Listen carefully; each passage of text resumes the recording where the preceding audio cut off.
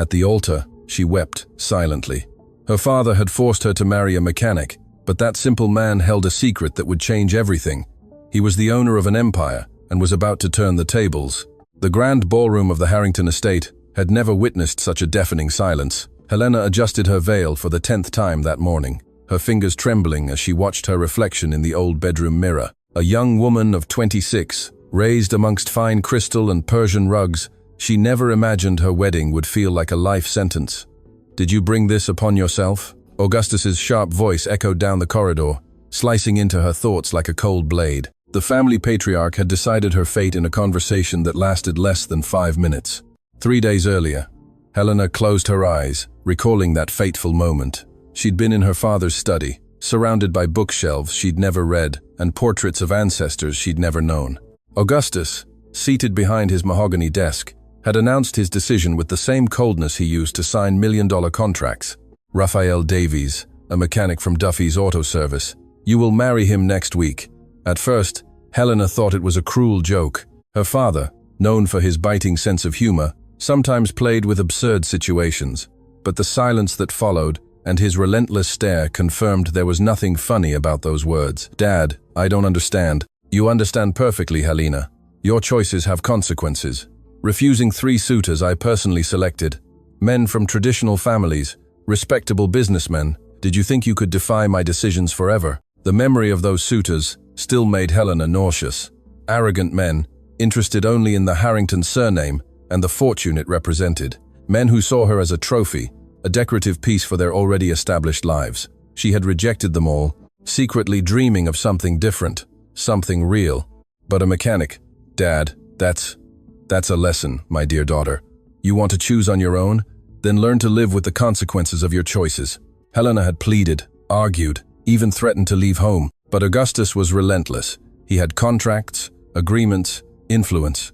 Raphael Davies had accepted the proposal, a considerable sum of money, and the promise of new business for the workshop where he worked. Now, standing before the mirror, Helena saw a stranger dressed as a bride. The French lace gown, which cost more than many people earned in a year, felt as heavy as armor. Each embroidered pearl was an unshed tear. Each silk thread, an invisible chain. The door opened softly. Carmelita, the housekeeper who had raised her since childhood, entered carrying a bouquet of white roses. Her eyes, usually warm, were red from crying. "My girl," she whispered, approaching carefully, as if Helena were made of fragile porcelain. "Carmo, I can't do this." Helena collapsed into the arms of the woman who had been more of a mother than her own, who had died when she was only 12. "How can I marry a stranger?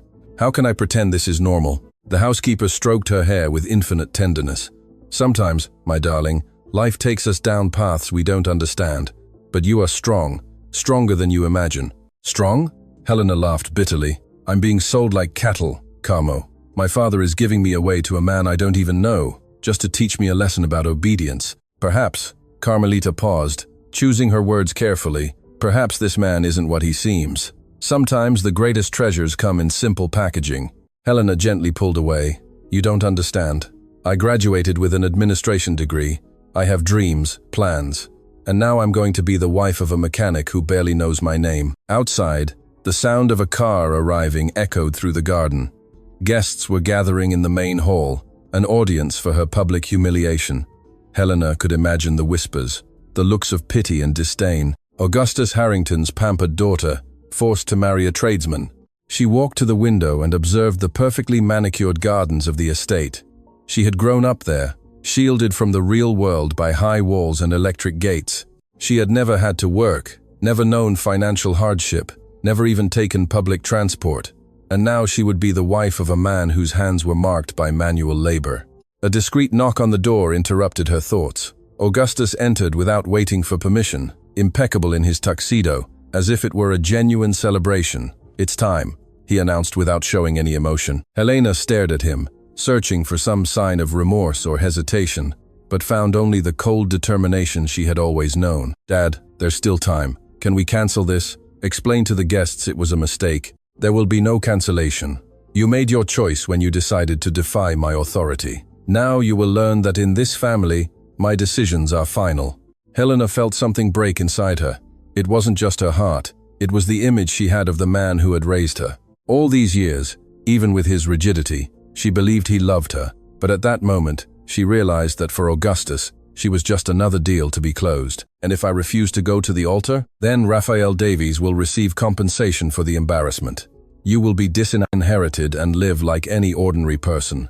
The choice is yours. The threat hung in the air like a ghost. Helena knew her father would fulfill every word. Without money, without connections, without any experience in the real world, she would be a leaf in the wind. I promise one thing, she said, her voice trembling but firm. One day, you will regret what you're doing to me today. Augustus smiled coldly. We'll see, my dear. We'll see. He offered his arm, and Helena had to lean on him not to fall. Her feet felt like lead as they descended the marble staircase. Each step brought her closer to a future she hadn't chosen, to a man she didn't know. The ballroom was packed. Well-known faces from the local high society watched her entrance with a mix of morbid curiosity and disguised satisfaction. Helena could feel the thoughts behind the polite smiles. Finally, the little princess will learn what real life is like. And then she saw him.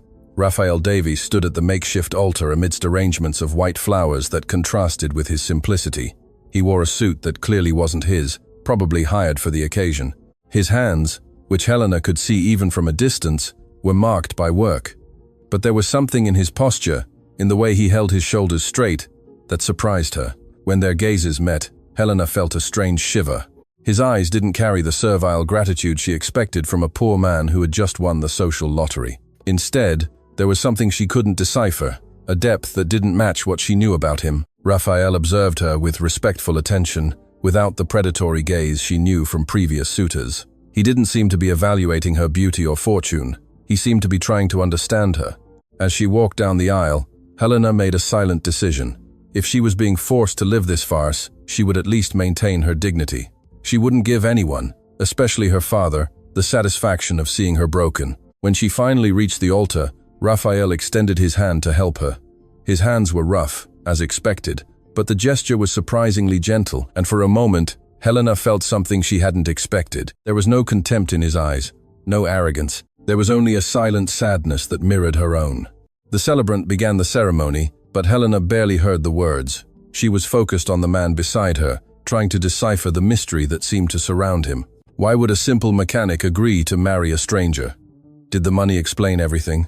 Or was there something more? When it came time for the vows, Raphael spoke with a firm voice that surprised her. I promise to respect and protect you, regardless of the circumstances that brought us here. Helena stared at him, searching for sarcasm or falsehood, but found only sincerity. And for the first time since she had learned of her fate, a small seed of curiosity sprouted in her wounded heart. Perhaps, just perhaps, there was more to this story than she imagined. The wedding reception unfolded like a macabre play. Helena smiled mechanically at the empty congratulations, while Raphael remained by her side, in respectful silence. Guests circulated through the mansion's main hall, whispering over glasses of imported champagne and canapés prepared by the city's best chefs. What a peculiar situation, murmured Mrs. Davies, wife of MP Davies, to her close friend. Imagine, Helena Harrington, married to a tradesman. Augustus must have his reasons, Margaret replied, adjusting the pearls on her neck. Perhaps he wants to teach the girl humility. She's always been so pampered. Helena pretended not to hear, but each word was like a needle pricking her already wounded soul. She observed Raphael discreetly, noting how he maintained his composure despite the disdainful looks. There was something disconcerting in the way he held the crystal glass, not with the exaggerated care of someone afraid of breaking something valuable, but with naturalness, as if accustomed to fine objects. Congratulations on your union, Lachlan Miller. One of the suitors Helena had rejected months earlier, approached. His ironic smile didn't hide his barely disguised satisfaction. What an interesting change of perspective, Helena. Thank you, she replied dryly, feeling Raphael subtly position himself closer, like a silent shield. And you, Raphael, isn't it? Lachlan addressed her new husband with obvious condescension. You must be feeling lucky, marrying a Harrington. That changes a man's life, I imagine. Helena expected a submissive response, perhaps exaggerated thanks, but Raphael simply smiled with a confidence that disconcerted her. Luck, he said calmly, sometimes manifests in unexpected ways. Lachlan blinked, clearly confused by the enigmatic reply.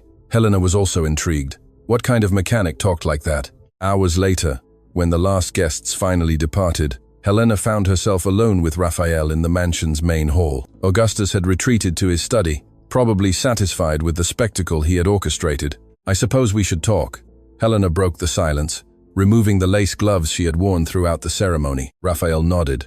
"I imagine you have a lot of questions." "Some," she admitted, studying him again. Now, away from curious eyes, she could observe him more closely. There was something in his gestures, in the way he moved through the luxurious environment, that didn't match the image of a simple tradesman. The first would be, "Why did you accept?" "Why do you think I accepted?" Helena felt a flash of irritation. "Don't answer my question with another question. I know my father offered you money. How much did it take to buy a husband?" Raphael watched her for a long moment, his dark eyes seeming to read something she couldn't hide. "Do you really believe you were bought?" "Wasn't I?"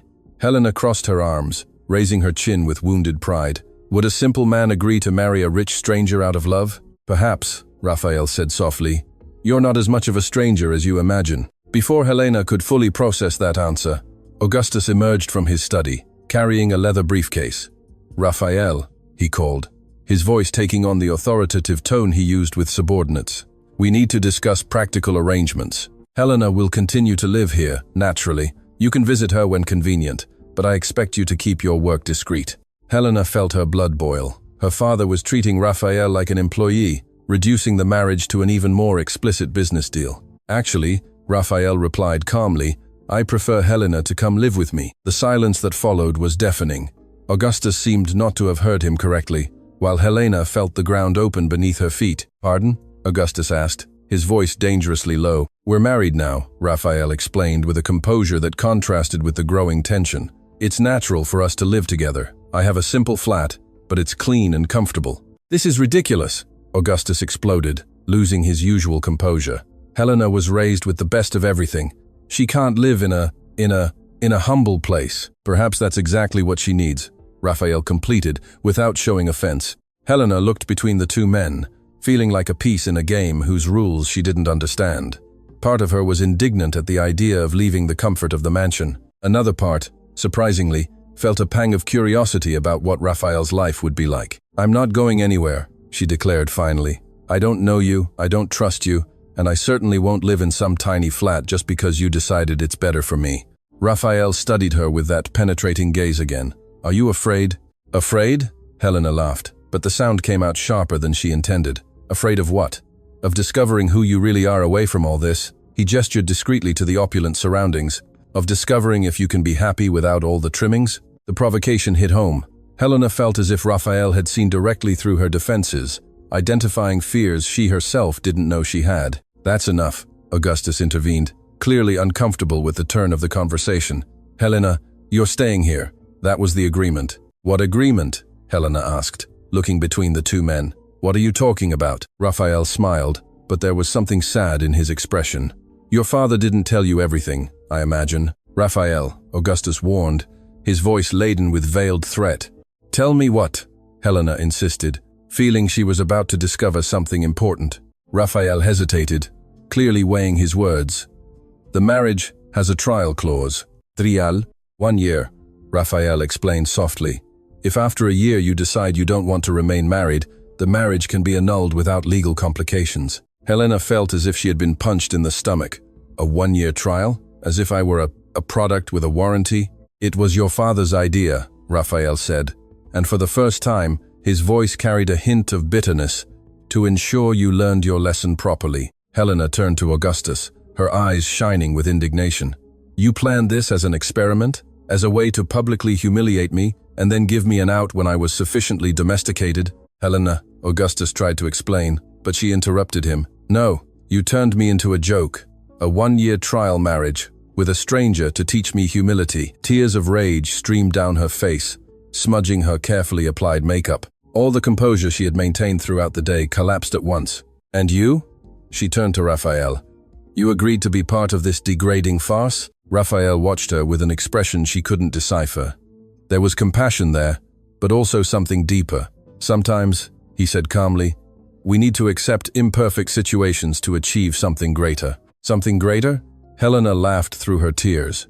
"What greater thing can exist in a fake marriage built on humiliation and money? Perhaps, Raphael took a step towards her, the chance for two people to discover that initial judgments can be wrong. Helena stared at him, looking for signs of lies or manipulation, but found only disconcerting sincerity. Are you telling me you accepted being used in my father's cruel plan because you think there might be something real between us? I'm saying, Raphael spoke softly, that a year can be enough time for us to discover who we really are, away from expectations and prejudices. Augustus watched the interaction with growing discomfort.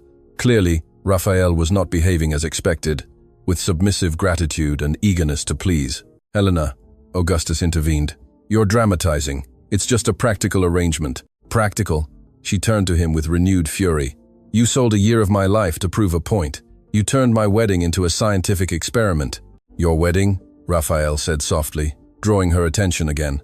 It can be whatever we decide it is. Helena studied him, trying to understand what was behind his carefully chosen words. There were layers of meaning she couldn't penetrate. And what if I choose to spend that year trying to make your life miserable in retaliation? Raphael smiled, the first genuine smile she had seen from him all day. Then, he said, at least it will be an interesting year. Despite herself, Helena felt a small smile touching her lips.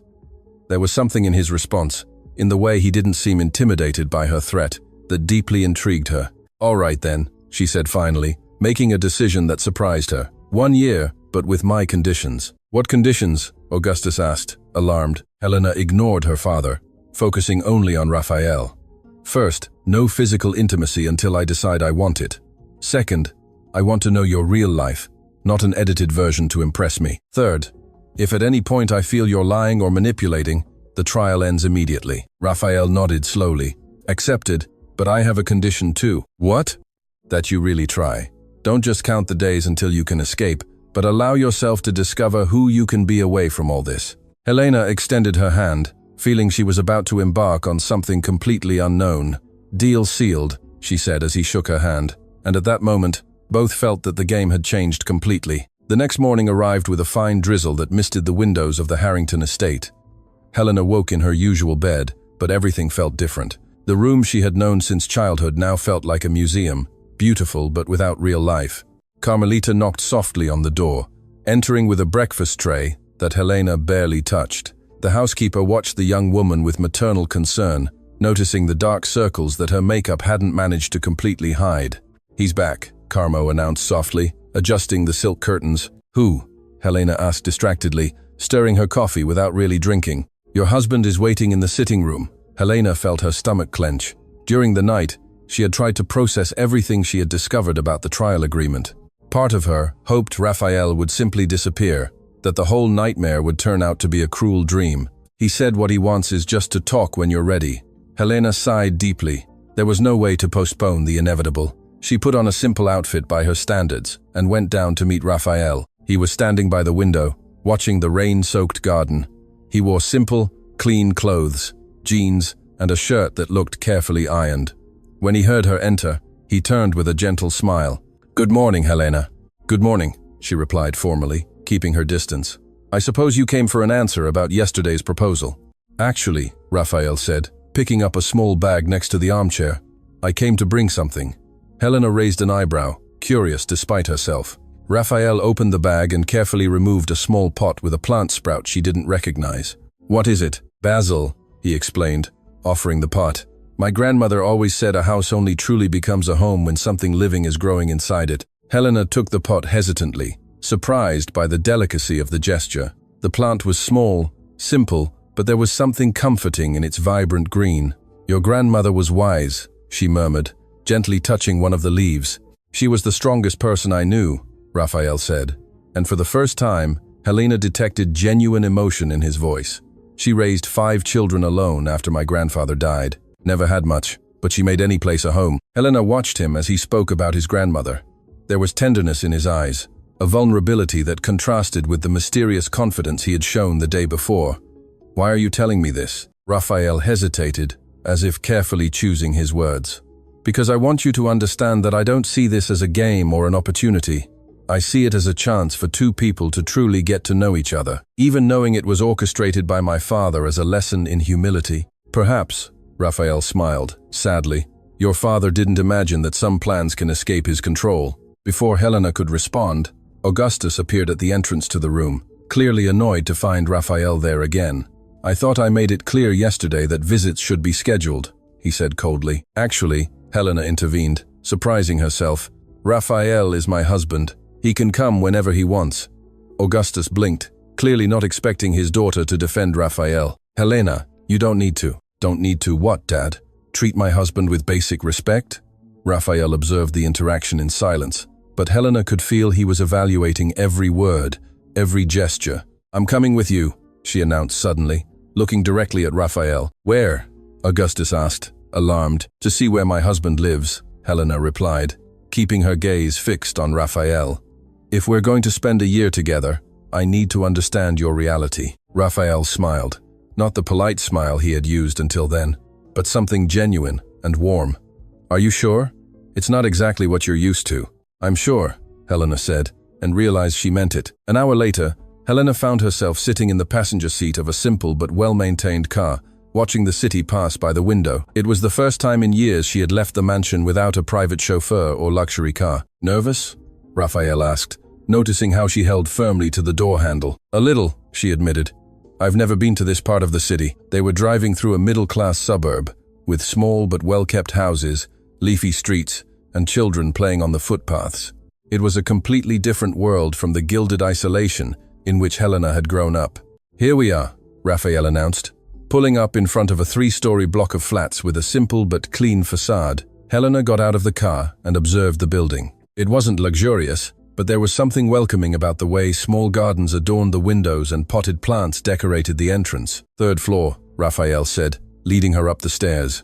As they climbed, Helena noticed that Raphael greeted several neighbors by name. An elderly lady stopped to ask about his new wife, and Helena was surprised by the genuine affection in the woman's eyes when speaking with Raphael. "You're popular here," she commented when they reached the 3rd floor. "I help out with a few things when I can. Fixing a tap, carrying groceries, simple stuff." Raphael opened the door to a small but impeccably organized flat. Helena entered hesitantly, not knowing what to expect. What she found surprised her completely. The flat was small. The entire Harrington estate would fit there several times over, but there was something special about the space. Each object seemed to have been chosen with care. Books organized on simple but well-made shelves, plants in various corners bringing life to the environment, photographs in discreet frames showing smiling people she didn't recognize. "It's cozy," she said sincerely, gently touching the simple but soft fabric sofa. "You can sit," Raphael offered, heading to the small kitchenette. "Can I make some coffee?" Helena nodded, still exploring the surroundings with her eyes. She stopped before a bookshelf, surprised by the variety of titles. There were classic novels, history books, volumes on engineering, and then her breath caught. "You have business administration books?" she asked, pulling a volume from the shelf. Raphael paused what he was doing in the kitchen. "I like to read about different subjects." Helena leafed through the book, noticing markings and annotations in the margins. They weren't casual scribbles, they were intelligent comments, deep analyses of the concepts presented. "You made these notes?" "Yes," Raphael replied simply, bringing 2 cups of coffee. Helena watched him with new curiosity. The annotations demonstrated not only an understanding of the concepts, but insights that she herself, with her university education, recognized as sophisticated. "Raphael," she said carefully, "what kind of mechanic reads about business management?" He hesitated as if deciding how much to reveal. "The kind who believes knowledge is never enough." "That's not a complete answer." Raphael smiled, sitting in the armchair opposite the sofa where she was. "You're starting to get to know me better." They drank coffee in comfortable silence for a few minutes. Helena discreetly observed the flat, noticing details that hadn't made sense initially. The quality of the furniture was superior to what she would expect. The appliances, though simple, were good brands, and there was an order in the space that spoke of discipline and care. Helena stood up to examine the photographs scattered around the living room more closely. In one, she saw a younger Raphael next to an elderly lady with gray hair and a warm smile, clearly his grandmother. But there were other photos that intrigued her. Raphael in graduation ceremonies, wearing a cap and gown. Raphael next to sophisticated industrial machinery. Raphael at events that looked corporate. "Is this your graduation?" she asked, pointing to one of the photos. Raphael approached, observing the image with a thoughtful expression. One of them, Helena repeated. "How many degrees do you have?" "A few," he replied evasively, but Helena could see a playful glint in his eyes.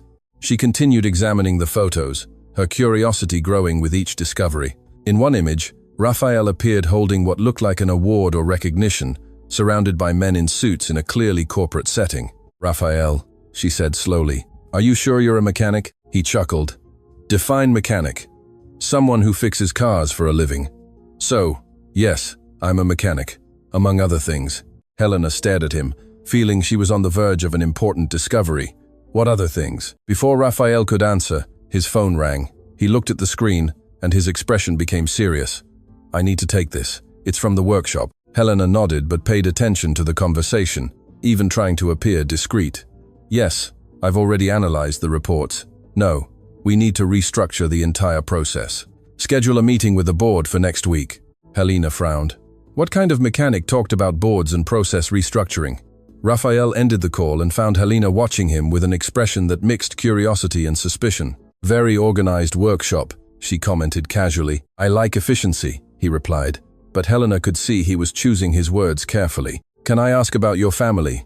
she said finally, deciding to change her approach. "What would you like to know? You mentioned your grandmother and your parents?" Raphael's expression became more serious. "My parents died when I was 18, in a car accident. My grandmother raised me after that, until she passed away a few years ago." Helena felt a pang of compassion. "I'm so sorry. That must have been very difficult." "It was," Raphael admitted. "But it taught me that family isn't just blood. It's who we choose to care for, and who chooses to care for us." "Is that why you accept to look after the neighbors?" He smiled partially. "And also because I believe small gestures can transform entire lives." Helena studied him, trying to decipher the layers of meaning in his words. There was a depth to this man that went far beyond his superficial appearance. "Raphael," she said hesitantly, "can I ask a personal question?" "Of course. Why did you really agree to marry me? And don't tell me it was just for the money. You don't act like someone desperate for money." Raphael watched her for a long moment, his dark eyes seeming to evaluate how much he could reveal. "Why?" he said finally.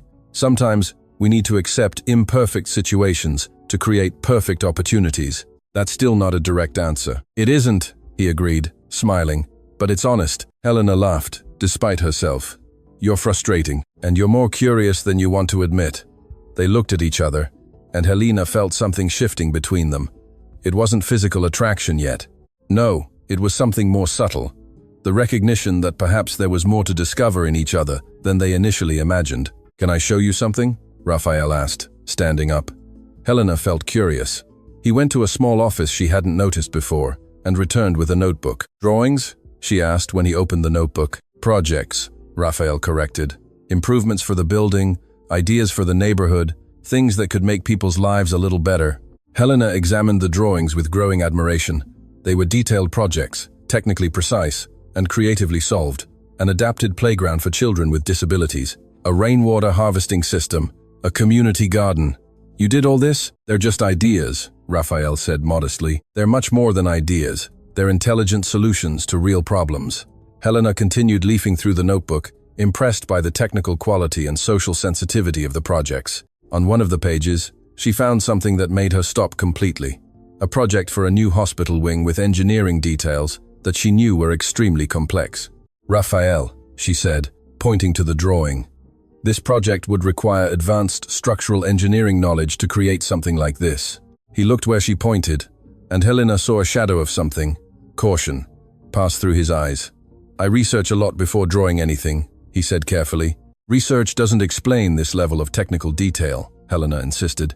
Her background in administration allowed her to recognize the sophistication of the work. "This requires years of specialized study." Raphael closed the notebook softly and looked at her. "Helena, what do you really want to know?" "I want to know who you are," she responded honestly, "because everything I discover about you contradicts the image of a simple mechanic who needs to marry a stranger for money." Raphael stood up and walked to the window, watching the rain that continued to fall. Helena could see tension in his shoulders, as if he was struggling with an important decision. "And if I told you," he spoke slowly, without turning around, "that there are things about me I still can't reveal." "Why?" "Because," he turned to face her, "some truths change everything, and I'm not yet sure if you're ready for that." Helena felt a shiver of expectation mixed with apprehension. "Are you giving me the choice?" "You'll always have a choice with me," Raphael said firmly, "but you need to understand that once you know who I really am, You won't be able to pretend you don't. Helena studied him, trying to read between the lines of his words. There was something big there, something that would explain all the inconsistencies she had noticed. "Raphael," she said softly, "you're not just a mechanic, are you?" He watched her for a long moment. "What do you think?" "I think," she said carefully, "that there's a lot more to this story than anyone imagines." Raphael closed the notebook and looked at her directly. "And are you prepared to discover the rest?" Helena felt her heart quicken. She didn't know if it was fear or expectation, but there was something exciting about the prospect of unraveling the mysteries surrounding her husband. "I am," she replied. And for the first time since she had learned of her forced marriage, she felt a genuine spark of hope. Perhaps, just perhaps, that year wouldn't just be a punishment. Perhaps it was the beginning of something she didn't even know she was looking for. Then, Raphael smiled. "Let's start slow. How about dinner together tomorrow? I'll cook." "You cook?" "One more thing you can discover about me," Helena smiled. The first genuine smile since the wedding. "All right, but only if you promise not to judge me if I don't know how to help in the kitchen." "Promise," Raphael laughed. After all, we all have things to learn. And at that moment, Helena felt that perhaps the game had changed into something much more interesting than anyone had planned. As they prepared to leave, Helena picked up the pot of basil Raphael had brought. The small plant seemed a symbol of something new growing between them, still fragile, but with the potential to become something beautiful. "Raphael," she said when they reached the door, "thank you." "For what?" "For giving me a reason to hope." He smiled, and Helena saw in that smile a promise that the coming days would bring discoveries that would change everything she thought she knew about her own life. Dinner had been scheduled for 7 p.m., but Helena arrived at Raphael's flat 20 minutes early. Not out of anxiety, she would tell anyone who asked, but out of scientific curiosity. She wanted to observe Raphael in his natural environment, without the careful performance she suspected he maintained when he knew he was being evaluated. She climbed the stairs silently, stopping on the second floor when she heard voices coming from Raphael's flat. The door was ajar, and Helena could hear a conversation that made her frown. Last quarter's numbers were exceptional, Mr. Davies Montenegro. The expansion into regional areas is exceeding all projections. Excellent, Mark. And what about the foundation project? We've already approved 23 scholarships this month. The criteria you established are working perfectly. Helena felt her heart race. Mr. Davies Montenegro? Foundation? What mechanic had subordinates reporting quarterly figures and the situation with the Harrington family? Raphael's voice asked. Augustus Harrington has no idea who truly accepted his deal. Our investigations confirmed he's in serious financial trouble. Harrington Properties is on the verge of bankruptcy. Helena covered her mouth to stifle a gasp of surprise. Her father in financial trouble? That was impossible. Harrington Properties was solid, prosperous. How much time does he have? Raphael asked. 3 months, perhaps 4, if he can find new investors. But with his current reputation in the market, keep monitoring.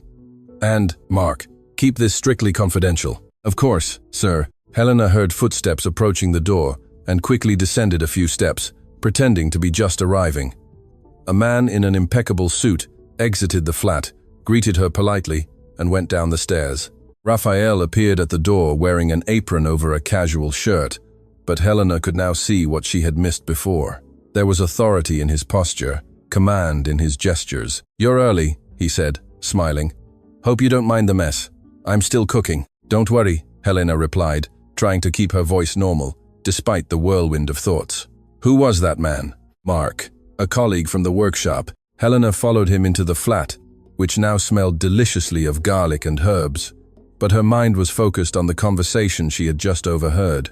"Very sophisticated workshop," she commented casually, watching Raphael move around the kitchen with the confidence of someone accustomed to multitasking. "I like to keep up to date," he replied, stirring a pot on the stove. Helena approached the kitchen bench, noticing for the first time details she had missed on her previous visit. The appliances were not just good brands, they were top of the line. The knife Raphael used to cut vegetables was clearly professional, the kind that cost more than many people earned in a month. "Raphael," she said carefully, "I need to ask you something." "Of course," he replied without stopping cooking. "Is my father in financial trouble?" The knife stopped mid-motion. Raphael slowly turned to face her, and Helena saw something shift in his expression. "Why do you ask? Just answer, please." Raphael placed the knife on the bench and looked at her directly. "Yes." Helena felt as if the floor had disappeared beneath her feet. Serious trouble? Very serious. And you knew about this when you agreed to marry me? Raphael hesitated. Yes. Helena stepped away from the bench, trying to process this information. So, that's why. You didn't accept for money. You accepted because… Why, Raphael? Because you knew my father was desperate, that he would make any deal to try to save his company. Raphael watched her for a long moment. And would that change anything? It would change everything. Helena exploded. All the confused feelings of the past few days finally found an outlet. It means I'm not the one being punished. My father is the one being manipulated. Helena, no. She interrupted him, pacing back and forth in the small space. You let me believe I was a victim, that I was being humiliated and punished. But in reality, what? Helena stopped pacing and stared at him. In reality, you've been in control of this situation from the start. Raphael turned off the stove and leaned against the bench, observing her with that expression she now recognized. The expression of someone assessing how much to reveal. Helena, he said calmly, do you really want all the answers now? Yes, even knowing that once I know the complete truth, our dynamic will change completely.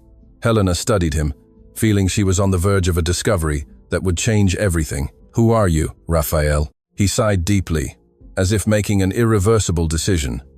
Do you really want to know? Yes. Raphael walked to the sofa and gestured for her to sit.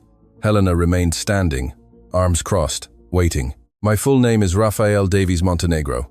I have a degree in mechanical engineering from UNSW, with a master's in business administration from AGSM. Helena felt her breath quicken. And I own Montenegro Holdings, the largest automotive components company in the country. The silence that followed was deafening. Helena felt as if the world had stopped spinning. Montenegro Holdings. She knew that company. Everyone in the business world knew it. That's impossible, she whispered. Why? Because Montenegro Holdings is worth… She did quick mental calculations. Billions. Are you telling me you're richer than my father? Considerably. Helena sank onto the sofa, trying to process this information. Then why? Why were you working as a mechanic? Because once a month, discreetly, I work at Duffy's Auto Service. It's one of the companies that provide services to Montenegro. I like to keep in touch with the operational reality of the business. And that's where my father found you? Not exactly. Raphael sat in the armchair opposite her.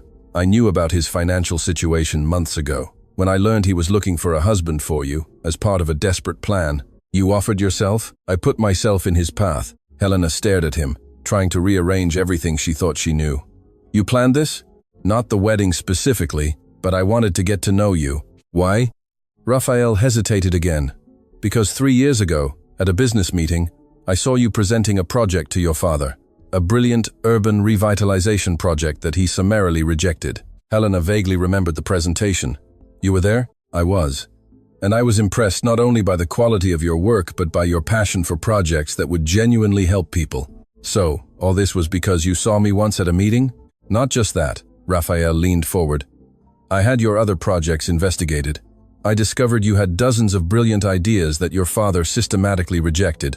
Innovative housing projects, social responsibility programs, sustainability initiatives. Helena felt tears burning her eyes. He never took me seriously. I did.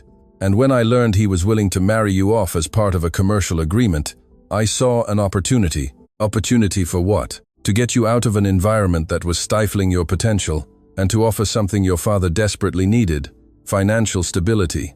Helena stood up abruptly, walking to the window. The rain had stopped, but the sky was still overcast.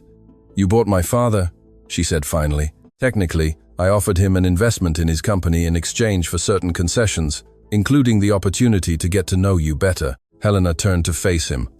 And what if I had been awful? What if we were completely incompatible? Raphael smiled sadly. Then I would have honored the 1-year agreement, and you would have been free with financial resources to start your own life. What resources? The deal I negotiated with your father included a considerable sum designated directly to you. Enough money to start your own urban planning and architecture firm. Helena sat down again, her head spinning with all these revelations. You planned my financial freedom? I planned your freedom, full stop. They remained silent for a few minutes, the weight of the revelations hanging between them. Helena, Raphael said softly, I know this changes everything. I know you're probably feeling manipulated. I am, she admitted, but I'm also confused. Why? Because if you are who you say you are, you could have any woman. Why go to all this trouble, this charade? Raphael watched her for a long moment. Because women who approach me for who I am publicly are interested in what I can offer. You are the first person I've met who showed interest in who I am when you thought I was just a mechanic. But I was resisting. I was being forced. And yet, when you came here yesterday, you looked at my books, my projects, asked about my family. You didn't ask about money, status, or what I could do for you. Helena considered his words. It was true. Even reluctantly, she had been interested in Raphael as a person, not as an opportunity. And now, she asked, now that I know who you really are, now, Raphael stood up, you have a real choice. You can continue this marriage knowing all the facts, or you can end it, knowing you'll have complete financial independence. Helena studied him, trying to read his intentions. And what do you want? I want the chance to get to know the Helena who creates revolutionary social housing projects. I want to work with the woman who dreams of transforming cities. I want to discover what we can build together when we are both free to choose. Helena felt something shifting inside her. It was no longer the victim of a cruel agreement. She was a woman with real options, courted by a man who valued her for her mind and ideals. Raphael, she said slowly, if we stay together, it will be as equal partners, completely equal, and your projects will be our projects, with all the resources needed to make them a reality. Helena stood up and walked to him. And my father will still receive the promised investment? Montenegro Holdings honors its contracts. Helena watched him, seeing Raphael, not the mysterious mechanic, not the powerful billionaire, but the man who had meticulously planned her freedom. One final question, she said. Do you really cook? Raphael chuckled, a genuine and warm laugh. I do, and dinner is getting cold. Helena smiled, feeling as if she were seeing everything clearly for the first time in days. Then, she said, how about you show me if a billionaire cooks better than a mechanic? And at that moment, both knew that the game had changed once more, but this time they were both playing by the same rules. Dinner proceeded in a surreal atmosphere. Helena watched Raphael Davies Montenegro prepare sophisticated dishes with the natural ease of someone who truly knew how to cook, all while processing the magnitude of the revelations. Every gesture of his now made sense. The confident posture, the refined knowledge, the way he spoke about business as if he were intimately familiar with that world. Because he was. You must be feeling like you've fallen into a romance novel, Raphael commented, serving a perfectly prepared risotto. More like fallen into a conspiracy, Helena countered, tasting the food and being surprised by the quality. This is delicious, by the way. Thank you. I learned from professional chefs during business trips. Helena paused, her fork midway to her mouth. Of course, you did. They ate in relative silence, but it wasn't uncomfortable. Helena felt as if she was rearranging mental puzzle pieces, each finally finding its place. Can I ask you something? She said finally. Anything. If you are who you are, why didn't my father recognize you? Raphael smiled. Because Raphael Davies Montenegro rarely appears publicly. I have a team that handles the public face of the company. I prefer to work behind the scenes. Clever, Helena. Exactly. And it allows me to do things like work in workshops or attend urban planning meetings without being recognized. Helena stared at him. You attend urban planning meetings? How else do you think I knew about your rejected projects? The revelation hit her like a lightning bolt. You were watching me for 3 years?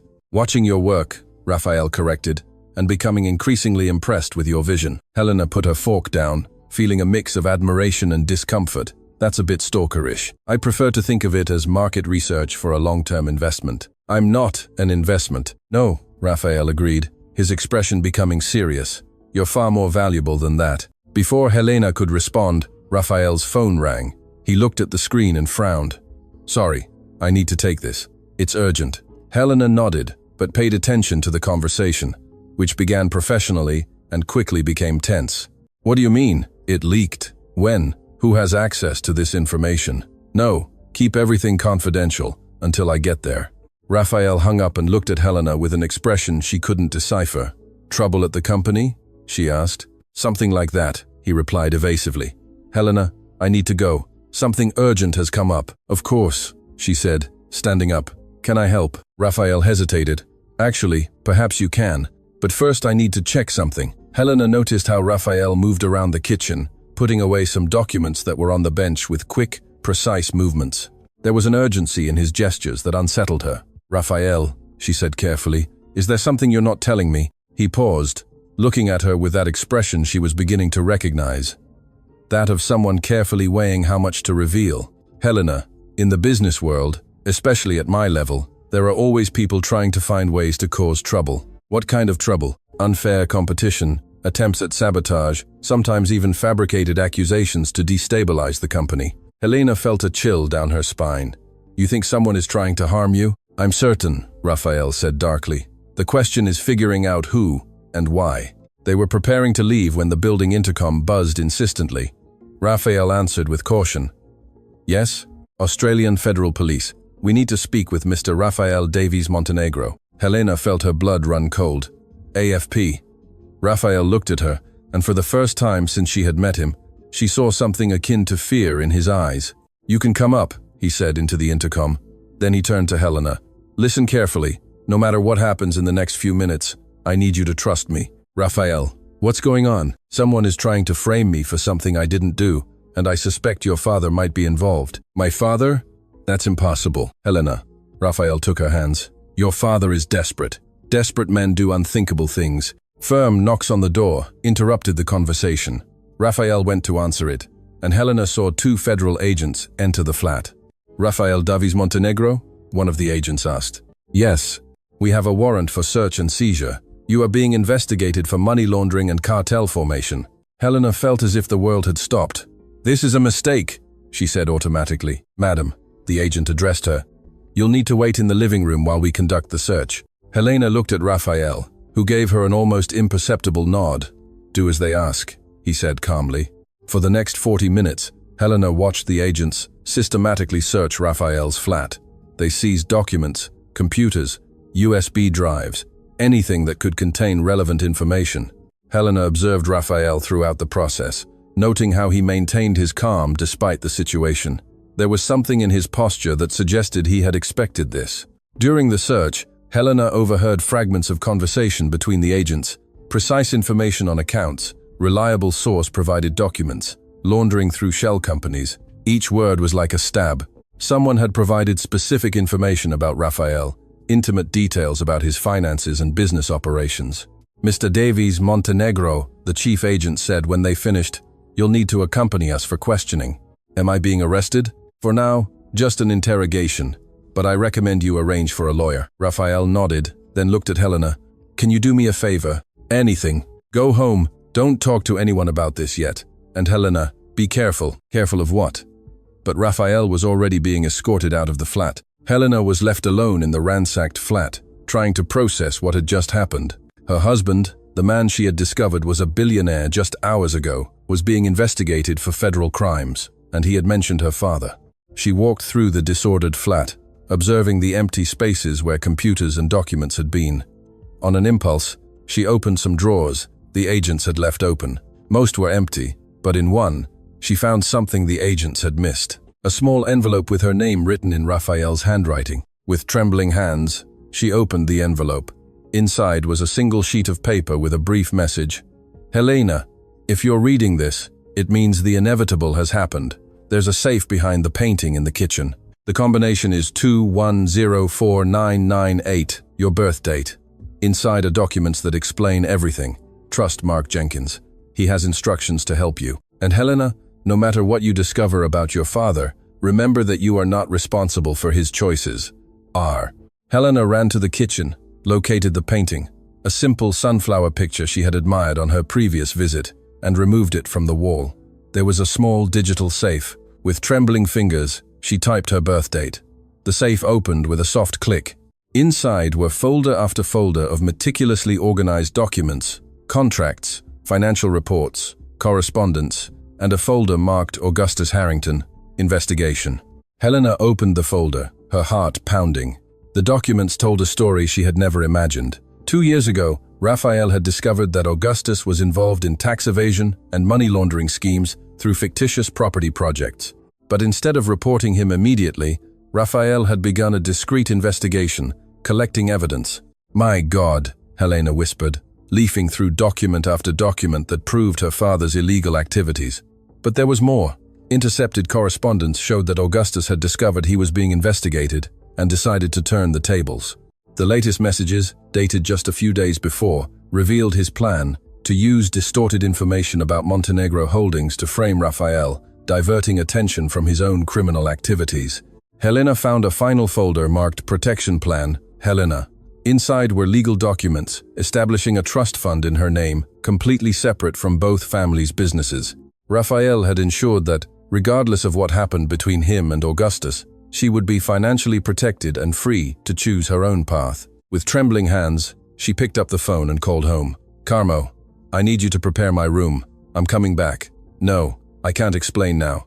Just prepare the room." The drive back to the mansion was a blur. Helena drove automatically, her mind swirling between disbelief and growing horror. It wasn't just that her father was involved in criminal activities.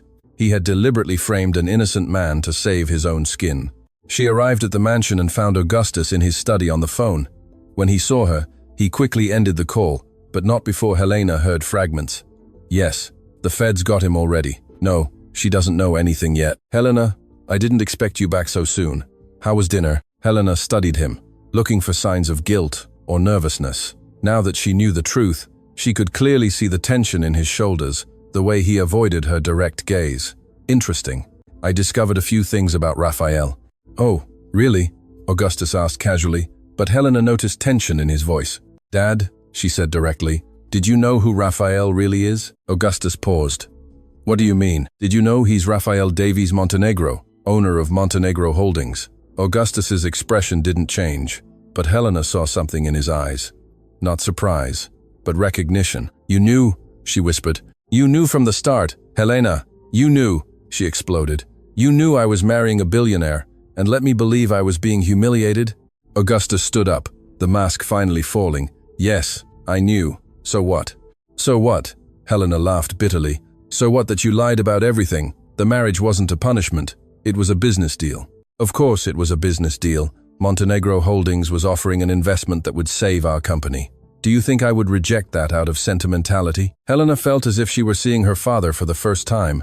"But you made it seem like it was to humiliate me, to teach me a lesson. Because it worked, didn't it? You accepted the marriage. Montenegro made the investment. Everyone wins. Except that now he's being investigated by the Australian Federal Police." Helena watched her father's reaction carefully. For a fraction of a second, she saw something that looked like satisfaction. "That's a shame," Augustus said, but his tone didn't sound sad. "Dad," Helena said slowly, "do you have anything to do with this investigation?" "Why would I?" "Answer the question." Augustus stared at her for a long moment. "Helena, you're still very naive. In the business world, sometimes it's necessary to protect our interests." "What did you do?" "Protected our family," Augustus responded firmly. "Montenegro might be rich, but he's also dangerous. Men like him don't do business out of kindness. There's always a hidden agenda." "What agenda? Control? He wanted control over our company, our family? The marriage was just the first step?" Helena shook her head. "That doesn't make sense. He doesn't need our company. He's immensely richer than us." "Exactly. So why the interest in a small company like ours? Why marry you specifically?"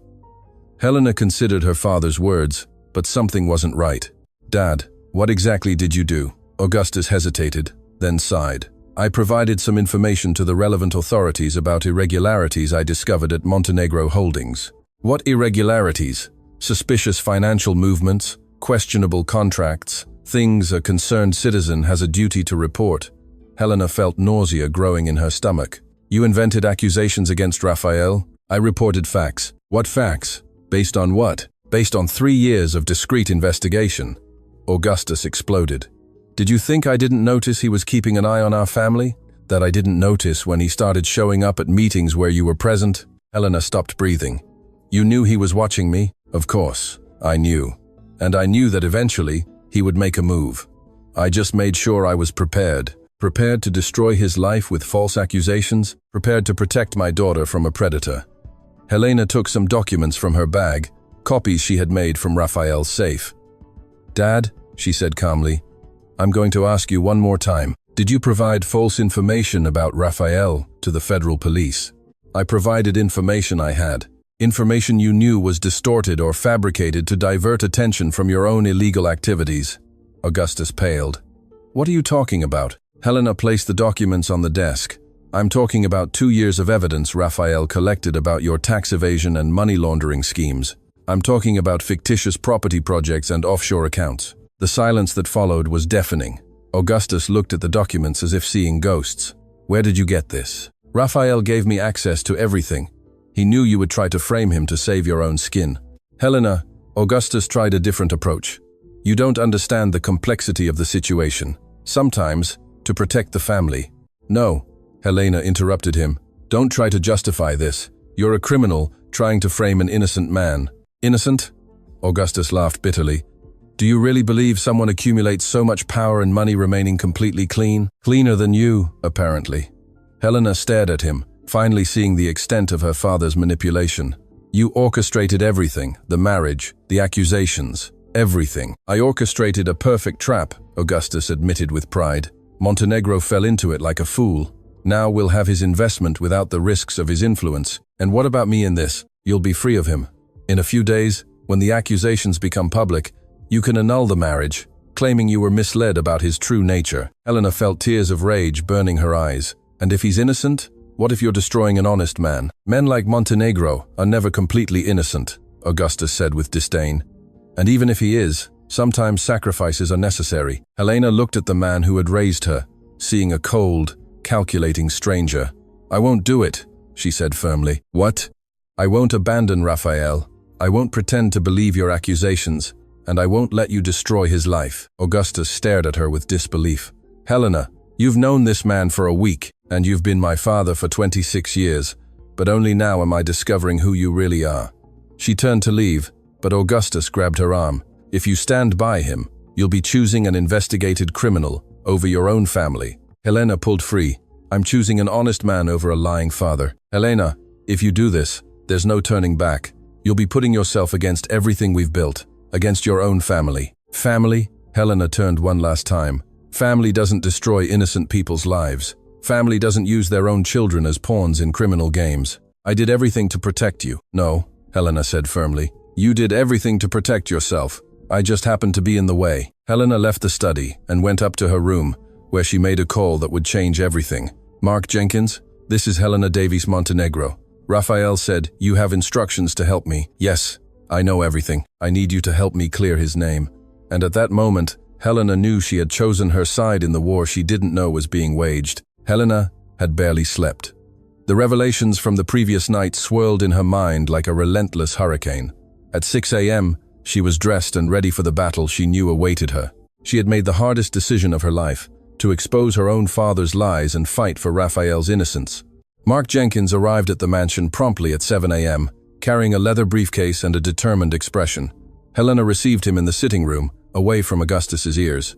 Mrs. Davies Montenegro, he said, and Helena felt a shiver hearing her new surname pronounced with genuine respect. Please, call me Helena, and thank you for coming so early. Mark opened the briefcase, revealing meticulously organized documents. Raphael instructed me to provide full transparency about the situation. The good news is that we have irrefutable evidence of his innocence. The complicated news is that your father built a very sophisticated trap. Helena studied the documents Mark presented. They were financial reports, recordings of conversations, and even photographs that clearly showed Augustus's illegal activities. How did Raphael get all this? He had suspected your father's activities for some time. When he decided to approach the family, he hired private investigators to document everything, not out of malice, but as a precaution. He was protecting himself. Exactly. And protecting you too. Mark showed another set of documents. These are the real records of Montenegro Holdings transactions. Every cent can be traced. There's nothing irregular. Helena leafed through the papers, impressed by the level of transparency. And the accusations against Raphael are based on documents your father provided to the authorities, documents which, when analyzed by experts, will be revealed as alterations of legitimate records. Sophisticated forgeries, but forgeries nonetheless. Helena felt a mix of relief and horror. Raphael was innocent, but her father had gone so far as to forge evidence to frame him. Mark, what do I need to do? Raphael asked me to leave that decision entirely up to you. We can present this evidence to the authorities and clear his name, but that will inevitably lead to your father's arrest. Helena closed her eyes, feeling the weight of the choice. Saving Raphael meant destroying Augustus. But after everything she had discovered, was there really a choice? Do whatever is necessary, she said firmly. The truth needs to come out. 2 hours later, Helena was at the Australian Federal Police Station, accompanied by Mark and a team of lawyers. The detective inspector in charge of the investigation, Detective Inspector Smith, received them with initial skepticism that quickly turned into intense attention. "Mrs. Davies Montenegro," Detective Inspector Smith said after examining the first documents, "these are very serious accusations against your own father. They are documented facts," Helena replied, her voice firm despite her racing heart. "My father fabricated evidence against my husband to divert attention from his own crimes." "Inspector," Mark added, "my client was framed." Detective Inspector Smith studied the documents for a few more minutes, occasionally asking technical questions that Mark answered with precision. Helena watched every expression, every gesture, trying to assess if they were being taken seriously. "We'll need to verify the authenticity of these documents," Detective Inspector Smith said finally. "But if they are confirmed to be legitimate, it will confirm you arrested the wrong man," Helena completed. "And that the true culprit is still free," Mark added. Detective Inspector Smith nodded gravely. "I'll authorize an urgent forensic analysis. If these documents are authentic, Rafael Davies Montenegro will be released today." Helena felt tears of relief burning her eyes. "You can see him shortly, but first I need to ask you some questions about your father." The next 2 hours were the hardest of Helena's life. She answered question after question about Augustus, providing details she knew would lead to his arrest. Each word was a stab to her own heart, but she continued, reminding herself that the truth was more important than blind loyalty. When she was finally allowed to see Rafael, Helena could barely control her emotions. He was in a simple visiting room, wearing the same clothes from the previous night, but his eyes lit up when he saw her enter. "Helena," he stood up, hesitating for a moment before approaching. "You came?" "Of course, I came," she said and threw herself into his arms. "I'm so sorry for everything my father did." Rafael hugged her tightly. "You have nothing to apologize for. You're not responsible for his choices. But he's my father. I should have realized. No one wants to believe someone they love is capable of something like this," Rafael said softly, pulling back to look her in the eyes. "You did the right thing. It was the hardest thing I've ever done in my life. And the bravest." They sat side by side, and Helena told him everything she had discovered, everything she had handed over to the authorities. Rafael listened in silence, occasionally squeezing her hand for support.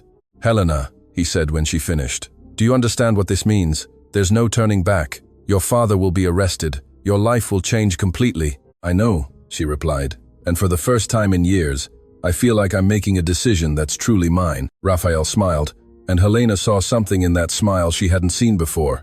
Genuine pride.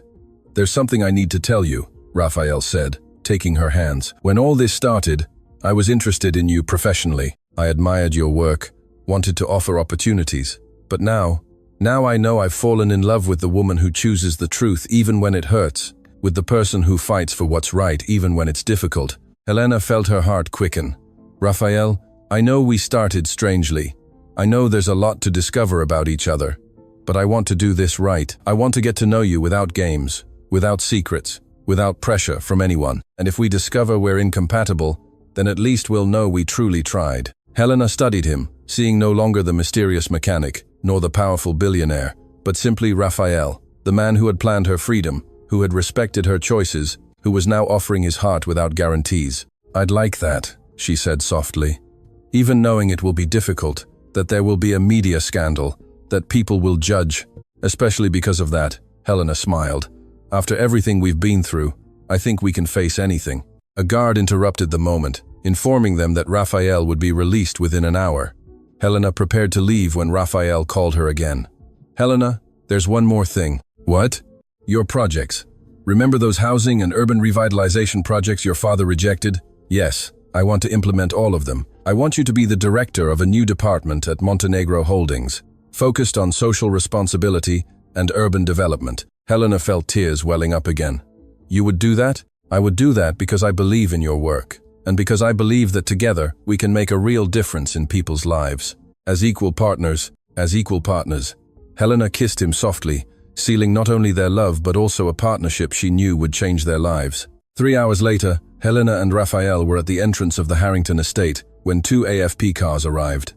Helena watched from the window as the agents arrested Augustus in his own study. He looked at her through the window, and for a moment, Helena saw not the authoritarian, manipulative father, but the broken man who had lost everything due to pride and greed. "Are you sure?" Raphael asked softly, observing her expression. "I am, Raphael," she replied, but tears streamed down her face. "It's the right thing to do." Carmelita appeared beside them, also watching the scene.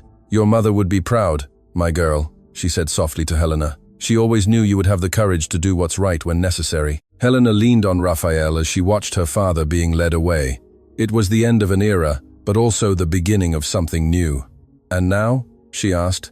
"Now," Raphael said, "we live our own life, make our own choices, and discover who we are when we are free to be whoever we want." Helena smiled through her tears. For the first time she could remember, the future seemed full of infinite possibilities. That night, on the local news, the headline was, "Prominent businessman arrested for fabricating evidence against billionaire son-in-law." But Helena didn't watch. She was too busy planning a new life with the man who had given her the greatest gift possible, the freedom to choose. The basil plant Raphael had given her days earlier was flourishing on the kitchen window. As he had said, the house finally had something living growing inside it. And that something was true love. Autumn had painted the trees gold when Helena finally returned to the Harrington estate. Not as the obedient daughter she once was, but as a free woman, accompanied by the man she had chosen to love of her own free will. The property felt different. Without Augustus's authoritarian presence, it seemed smaller, quieter. Carmelita greeted them at the door, her eyes shining with emotion at the sight of Helena. "My girl," she whispered, hugging Helena tightly. "How different you look. You seem lighter." It was true. Helena felt as if she had shed an invisible weight. The weeks following Augustus's arrest had been a whirlwind of discoveries, both about herself and about the world around her. "Carmo," Helena said, taking the housekeeper's hands. "I need to ask you something." "Anything, dear." "Did you know about my father? About the things he was doing?" Carmelita sighed deeply. "I suspected. For years I noticed strange calls, hidden documents, his increasing focus, but I never imagined the extent. Why didn't I ever say anything? Because I wasn't sure. And because I knew that one day you would discover the truth on your own. You were always stronger than you imagined." Raphael watched the conversation respectfully, giving Helena space to process this further revelation. He had learned to recognize when she needed time to absorb information. "There's something I need to show you both," Helena said finally. She led them to Augustus's study, now empty and dusty. On the desk, she spread out detailed architectural plans. "This is my first project, as Director of Social Development for Montenegro Holdings," she announced. "A housing complex that will be built right here." Carmelita and Raphael leaned in to examine the drawings. It was a revolutionary project. Accessible apartments integrated with commercial areas, community spaces, hanging gardens, and even a vocational training center. "The mansion will be preserved," Helena explained, "but transformed into a cultural and educational center. People in the community will have access to courses, a library, art workshops." "Helena," Raphael said softly, "this is brilliant. But are you sure? This is your childhood home." "It was the home of my past," she corrected. "Now it will be part of the future for many people." Carmelita wiped tears from her eyes. "Your mother would be immensely proud." Helena gently touched a framed photograph of her mother that she had brought from her old room. "I remember something she always said, true wealth is measured by how many lives you can positively touch. At the time you were too young to understand. But now you are living those words," Raphael completed. "Yes. And for the first time, I feel like I'm honoring her memory in the right way." Raphael approached, observing specific details of the project. "When do you want to start construction?" "Right after my father's trial." The trial was still difficult to think about. Augustus had tried a plea bargain, but the evidence was irrefutable. Helena had visited the prison only once, a week prior. Flashback. The prison smelled of disinfectant and despair. Helena followed the guard down narrow corridors to a visiting room where Augustus awaited her.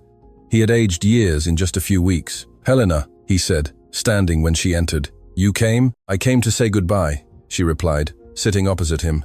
"Goodbye to the man I thought you were." Augustus lowered his eyes. "I know you hate me now." "I don't hate you, Dad. I pity you." "Pity? You had a daughter who loved you, a respectable company, a decent life, and you threw it all away for greed and pride." Augustus remained silent for a long moment. "Everything I did was to protect our family." "No." Helena shook her head. "Everything you did was to protect your ego. When Raphael appeared, you saw a threat to your control over me. You couldn't accept that I could choose my own life. He manipulated you. He freed me, Helena interrupted him. He showed me that I could be more than the obedient daughter you wanted. He offered me real choices. Augustus stared at her, and for the first time, Helena saw genuine remorse in his eyes. I can forgive you, Dad, she said softly, but I can't pretend to trust you, and I can't allow you to destroy more lives. What will happen to me? You will pay for your choices, and I will build something better with the life you gave me.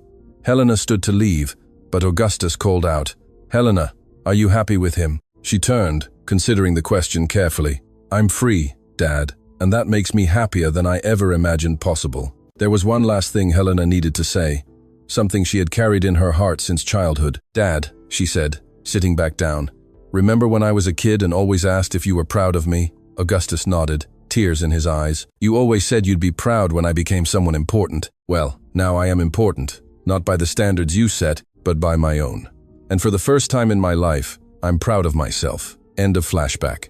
Back in the present, Helena watched Raphael study her projects with the same care he dedicated to everything in life. During the months they had spent together, she had discovered layers of his personality that went far beyond wealth or power. Raphael was kind to employees, patient with children in the building, generous with causes no one else saw. More importantly, he listened to her, really listened to her ideas, her concerns, her dreams. Helena, Raphael said, still looking at the projects, can I ask you a question? Of course. Why did you choose to stay with me? After discovering everything, you could have chosen any path. Why this one? Helena considered the question. It was something she had reflected on greatly. Because you saw me, she said finally. Not Augustus Harrington's daughter, not a rich heiress, not a pawn in a political game. You saw my projects, my ideas, my potential, and you believed in them even before you knew me personally. And now? Now I know I chose the right man for the right reasons. Raphael smiled, that smile she had learned to love, genuine, without ulterior motives. There's something I want to show you too, he said, taking a small object from his pocket. It was a simple key, but Helena recognized the symbol engraved on it. The key to the flat? The key to our home, Raphael corrected. If you want, no pressure, no expectations, just the offer of building something together. Helena took the key, feeling its symbolic weight. And if it doesn't work out, then we try again, differently. And if it does work out, then we change the world, one project at a time. Helena laughed. A free, true laugh. When you put it like that, it sounds easy. It won't be easy, Raphael said seriously. There will be challenges, external pressures, difficult moments, but we'll face them together, as equal partners, as equal partners. Helena put the key in her pocket next to her heart. Then I accept. Carmelita, who had observed the entire exchange in respectful silence, clapped softly. And what about me? She asked with a mischievous smile. Where do I fit into this new life of yours? Helena hugged her impulsively. Where you've always been, in the family we choose. Actually, Raphael interjected with a mysterious smile. Helena and I discussed this. We'd like you to supervise the cultural center that will be created in the mansion. Carmo, you know this house. You know the community. No one better to ensure the project truly meets people's needs. Carmelita looked from Helena to Raphael, her eyes filling with tears. You're serious? Completely serious, Helena confirmed.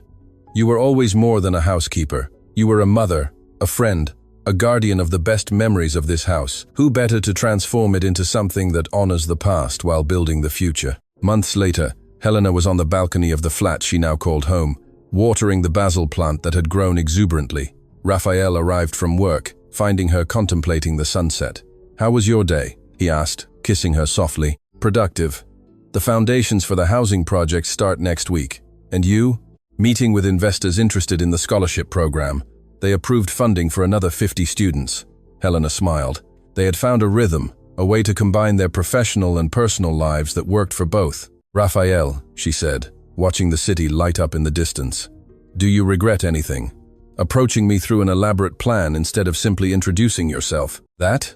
Raphael considered the question. Sometimes. But then, I remember you probably wouldn't have given me a chance if I was just another rich businessman trying to impress you. Probably not, Helena admitted. I was too closed off to possibilities. And now? Helena turned to face him, seeing in the reflection of his eyes the woman she had become.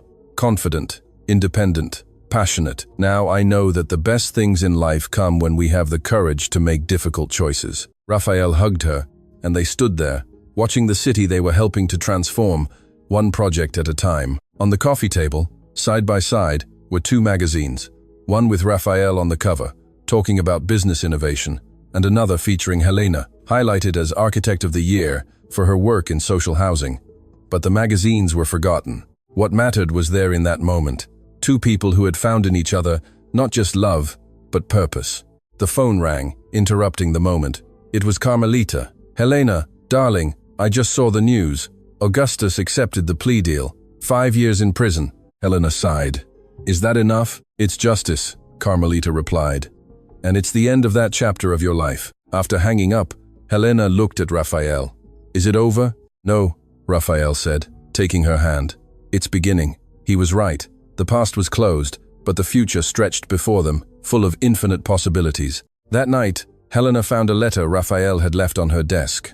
"Helena, you taught me that true love isn't about owning someone, but about freeing them to be who they truly are. Thank you for choosing me, not because you had to choose, but because you wanted to choose. Forever your partner, Raphael." Helena smiled, putting the letter away with the first basil plant, now dried but preserved as a symbol of where it all began. She looked out the window one last time, seeing the city they would help transform, and knew she had found not only the love of her life, but her own life. The story that began with tears of humiliation ended with tears of genuine happiness. And this time, Helena cried because she chose to cry.